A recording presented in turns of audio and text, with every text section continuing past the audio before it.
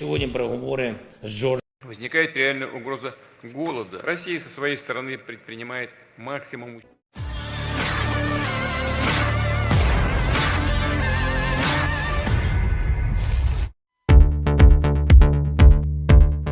Tentara Rusia yang membela Ukraina berjanji bakal menggulingkan rezim Presiden Rusia Vladimir Putin. Mereka menegaskan bakal menggunakan kemenangan Ukraina di masa datang sebagai pijakan menjatuhkan Putin. Para tentara Rusia yang membela Ukraina membentuk Legion Pembebasan Rusia beberapa pekan setelah invasi Putin ke Ukraina Februari lalu.